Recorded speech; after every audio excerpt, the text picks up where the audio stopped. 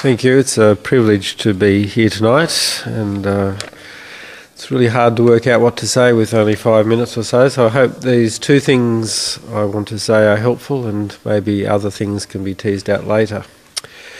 So the first thing I want to say is that God is love, and those who live in love live in God. They're the opening words of the Anglican marriage service. And it seems to me in our time, marriage has become the rite through which we publicly honour and celebrate love. It's not always been the purpose of the marriage rite. It used to be a property transaction and all sorts of stuff about power and families relating to each other. But these days, it is first and foremost the way we honour publicly and celebrate love. And so I support it being open to all who wish to celebrate their love. I think that's the basic, simple argument.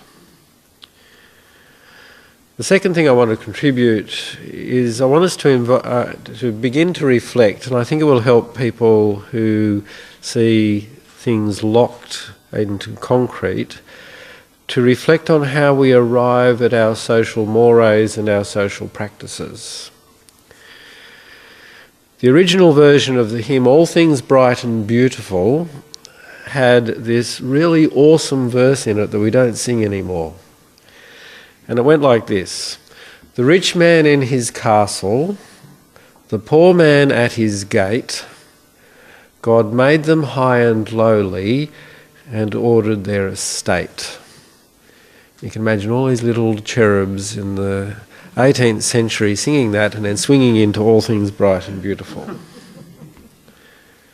But it captures the idea, which I think is a lot of people's idea, that God creates a particular social order. So God made them high and lowly. And that's the way it is. It's set and it's wonderful. But I contend that social structures come about through a very different process, and we're in the midst of one of those processes and we need to honour it.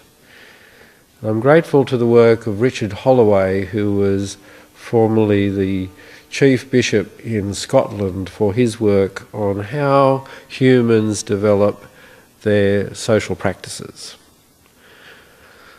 So as I understand it, society works out how to structure itself in response to a whole lot of conditions and circumstances. And eventually a set of practices develops which leads to stability and order and flourishing. And we like that. We like stability and order and flourishing. And so eventually that comes to feel so comfortable, so right, if you will, that it acquires a divine gloss. It comes to be seen as the way God wants things to be. Hence the comfortableness captured in Mrs. Alexander's hymn. It's all wonderful. The rich man's there, the poor man's there, everyone knows where they sit. We note that it's comfortable at least for the rich. And it's really important to know that in any of these dynamics, power is always there. And one of the aims of faith is to name power and to disempower it. So Mrs. Alexander's hymn, there's power, people ordered, and it came to be seen as the way God wanted it. Well, over time, this is what's happening today, some of the underlying influences change, and or the people who find that the structure doesn't work for them agitate for change. So there's a period of upheaval, and the old way, because it had acquired the divine gloss, is defended in godly terms. We don't want change because God wants us to keep it the way it is or should be. But eventually a new way of organising life comes about, which is also characterised by stability, order and flourishing.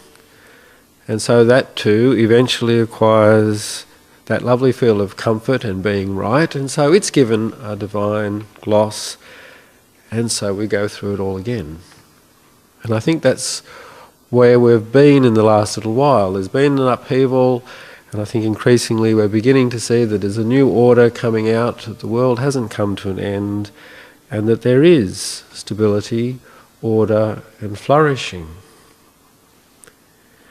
So I'm really confident that that's the way things